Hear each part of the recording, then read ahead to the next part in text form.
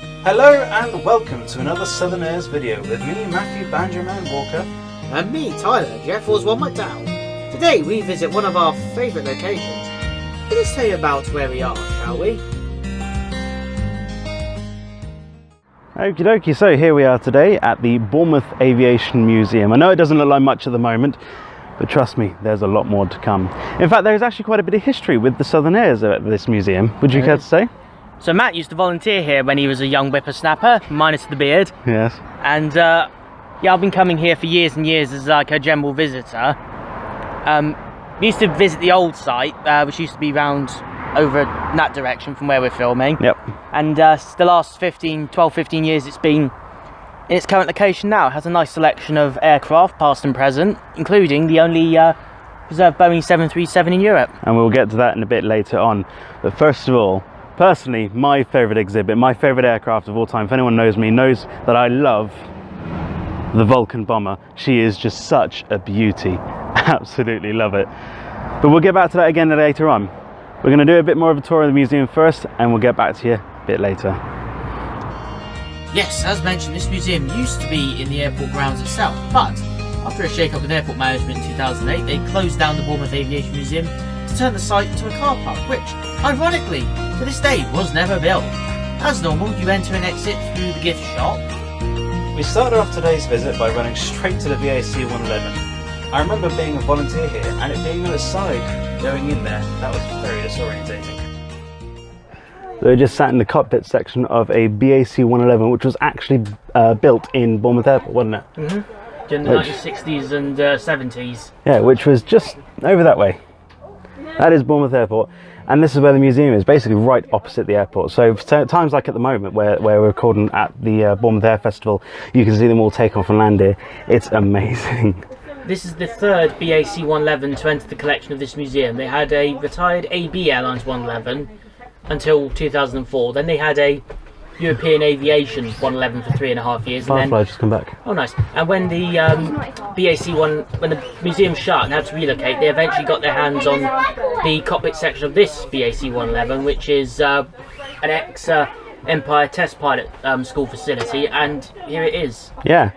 It's a bit tight to get in, I will admit, but, you know, I don't think they were designed for people like me, you know, fat, but, you know, it's still quite, it's actually the first time, even though I used to volunteer, this is actually the first time I'm in the cockpit, which is, it's quite weird to think that, really. The interesting fact, the BAC 111 was first flew in the early 60s, so it first flew in, I think, 1962, 63, entered service in 66. The last BAC 111 ever to fly took its last ever flight in March 2019, some 5.5 decades after the first aircraft prototype took flight. Well, there we go then. Afterwards, we traversed towards the Royal Navy Air Rescue Wessex helicopter. This helicopter was used to help with recoveries if anyone crashed their jets or capsized in boats. They were primarily used during the Cold War era, with aircraft carriers such as the HMS Ark Royal.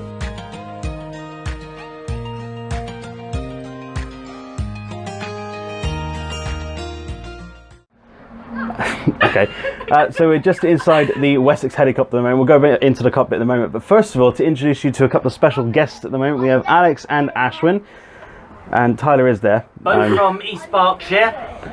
Yeah, so say hello, guys. Hello, hey. Hello to everyone. How are you doing? Yes. All good. All good, righto, righto.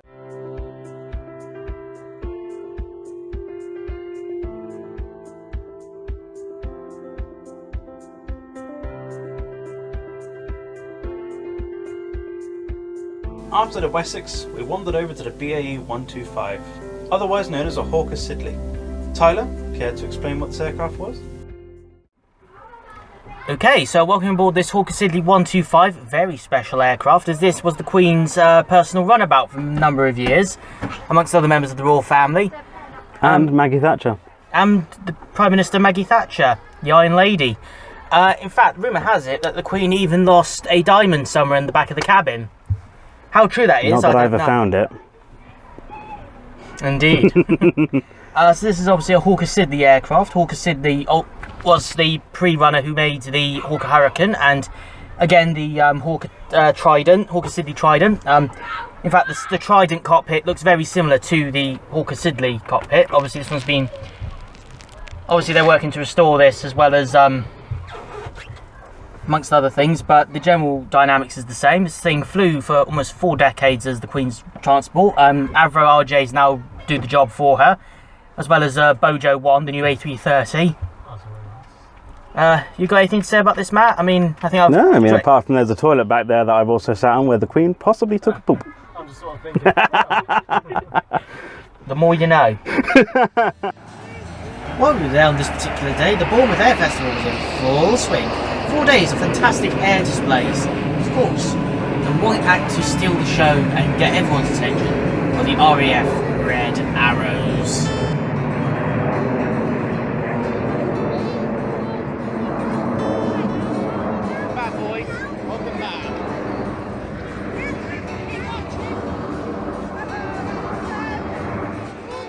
After seeing them take off, we had a bit of time before the next display, so we walked over towards an aircraft that I hold quite close to me. Well, I want to see some of the pictures. So this aircraft right here is called a CMC Leopard.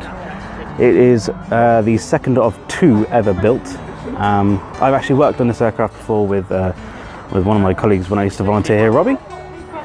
Lovely person. I actually helped with the landing gear down there, and trying to get one of the engine pods out was a funny story there. It was quite a long restoration, but as you can see, absolutely worth it. After Matt had done his monologue, we made our way about 10 steps towards the Vanguard Simulator. So welcome to the Vanguard Simulator. This is one of the original exhibits from the other museum, isn't it? It is. This is also an actual Vanguard Simulator as used by British European Airways and later BA to train up Vanguard pilots in the fleet. So actual pilots actually learnt to fly in here before they took the real thing on. Although I don't think these guys would make very good pilots. Oh no, that's our job. Hey, we're newbies to this. It's your job to teach us. Well, no. After the Vanguard, we went towards the back of the museum where they have 3 cockpit sections. Let's take a look at a couple of them, shall we? So the English Electric Lightning, I'm not too sure when it was made, but also right behind us is English Electric Canberra, which we'll show you in a moment. It's quite a tight cockpit. In fact, there's a height limit if you wanted to fly this aircraft. You had to be below 6 foot. Reason being, if you were to fly this aircraft and needed to eject, your knees would be cut off from the top window here. I found that out after 2 large gentlemen tried to get in this plane once. They gave us a lot of information on it, and most of it I've forgotten by now. But no, I quite like this one. Yeah. Hey, you didn't think I'd miss the party, did you? Hey y'all, Susanna the Mushroom Hunter Bator. I'm here to tell you all about our next aircraft, the English Electric Canberra. Welcome to the English Electric Canberra. This airplane was used in the Cold War and flown by 3 people, so here in the pilot's seat there's a navigator, and down here is a little window for the photo reconnaissance. After that though, we made it to what is probably my favourite exhibit in the museum, the Boeing 737-200 of Palm Air.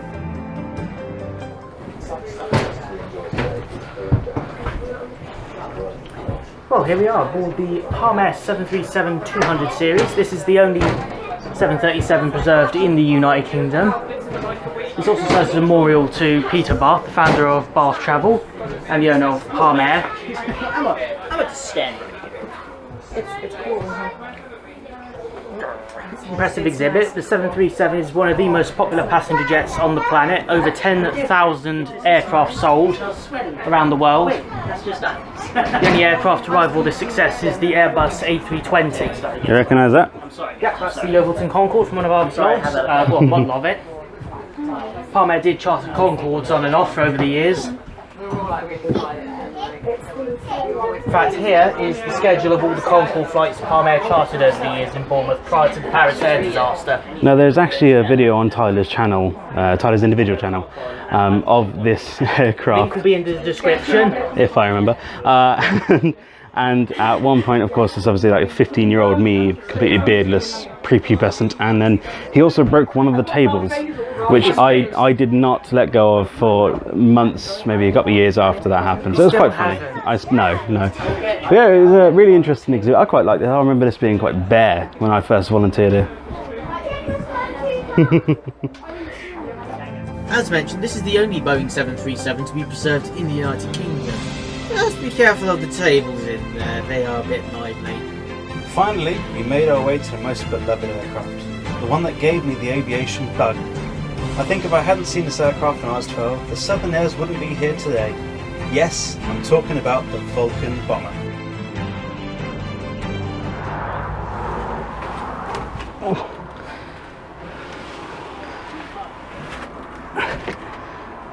Yes, here we are, the Avro Vulcan Bomber. Not a very big cockpit for the size of the actual aircraft. I mean, you've got 3 seats at the back, 2 at the front, right there. It's a wonderful, magnificent aircraft, which, if my microphone doesn't get caught, I absolutely love. Oh wow. It always has this particular smell towards it. It's very a certain smell of a classic aircraft. I do have to be careful though, because it is quite a drop. So this is just beautiful. I love it. So that is Bournemouth Aviation Museum. We hope you all enjoyed. Well, not really. We've missed out a few things, so you can enjoy it yourself. Come down and visit. Absolutely. Obviously, there's a little bit of touching up here and there on certain aircraft, but you know, what are you going to do when you're outside all day, every day? Planes, they need TLC like everyone else. Definitely recommend Bournemouth Aviation Museum. It is an open air and hands-on museum. Not very many museums are like that, especially when it comes to aviation. So we'll see you in the next one. Till next time.